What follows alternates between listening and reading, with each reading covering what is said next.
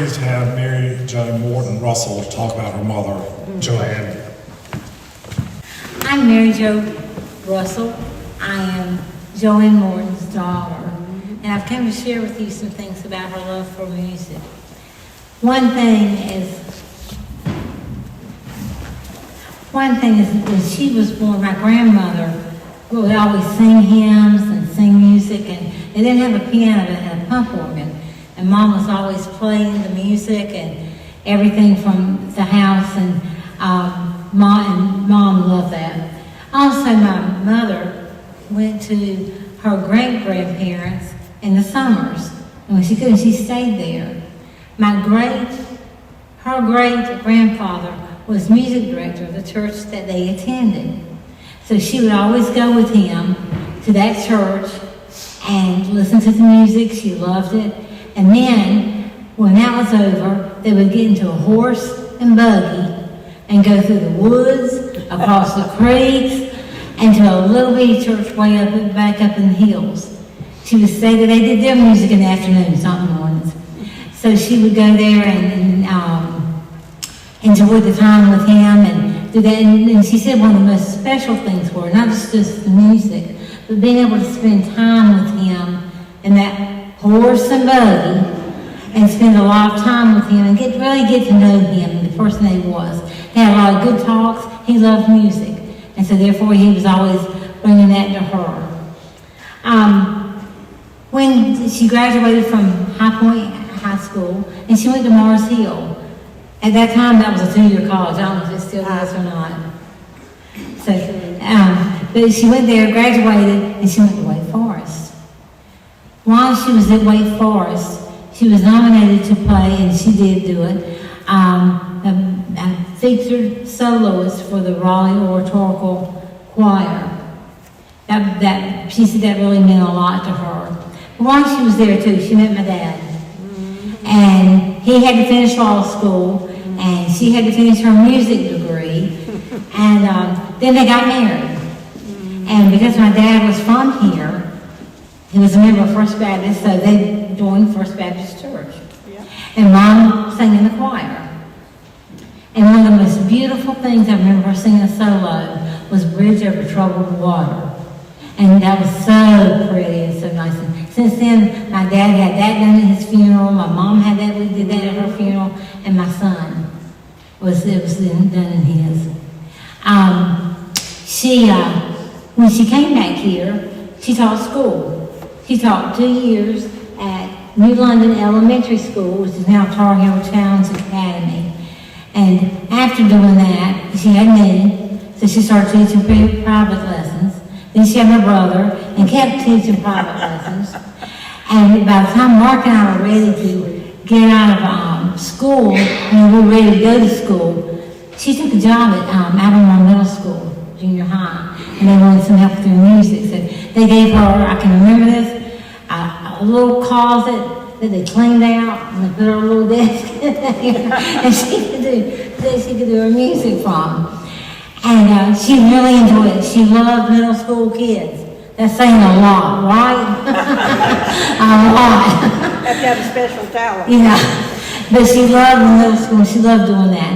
And that job led her to going to Albemarle High School and helping with that music program also.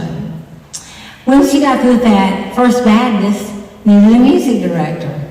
Yeah. So it was Mom. And she did the handbells. She started a children's choir. She did all the other choirs. You know, that time you had all these people kind of doing everything.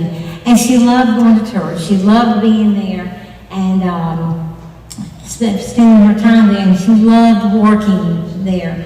My mother's one of the most Christian women that you have ever seen. And she just had such a love for the Lord and that she was serving Him in that way. Later on, they decided to minister music. So Mom stepped back. She went back to the choir, and then didn't feel anywhere else she needed to be. She also did a lot of private events, weddings. She would do. I don't know why I was there, but for some reason I was at the hospital, and she was playing in a place where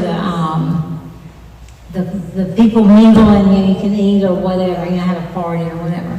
But she would do things like that. But she was always a guest organist or a pianist or a soloist somewhere, and she really did enjoy that. One thing, not only was my mother a great pianist, soloist, and organist, a great person, she was a great mother. And my brother and I, anything we had to do, anything we needed, she was there. And I remember the teachers told her, they said, I don't know what it is, but every time we needed, that time you had to have a great parent. Yeah. They said, my hand would go up, my mom will do it. So she spent probably about as much time at home, at school, as she did at home. My mother loved her students, her piano students.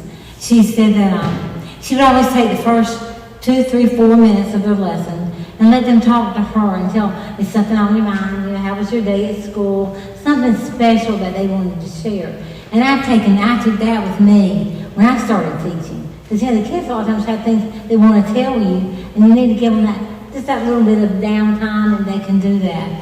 But she would always do that with the students. She loved her students. A lot of the parents would come in to sit through the lessons.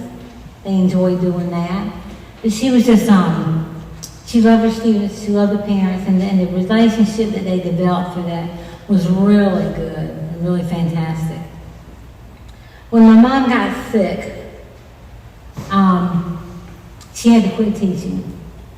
That was hurtful. That's probably the saddest time I've ever seen her. But she told the students, and when we knew her time was almost at the end of her earthly home, my dad, my sister, my daughter-in-law Carmen was with me, and the other kids had gone out to eat just to get a break. And we were there with Dad, and he says, this time, he took and told my mother a story. My dad was a gift of words. If you all don't know who he is, he was the gift of words. And he would, he told a story to her from the time they met until the time that she was going to leave her earthly home. It was beautiful. I wish I had recorded it, but you don't think about that then. And it was absolutely beautiful. But she looked at him. He turned her head to where she would look. And when he got through, that was it. My dad, and to honor my mother, her memory, he gifted the hymnals to our sanctuary.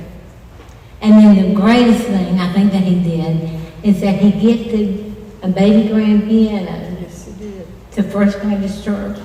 And I was so beautiful. And I know my mom was happy. I said, oh gosh, she's up in heaven. She's just smiling and singing and moving. And I know my dad's beside of her, and Kane's with her too.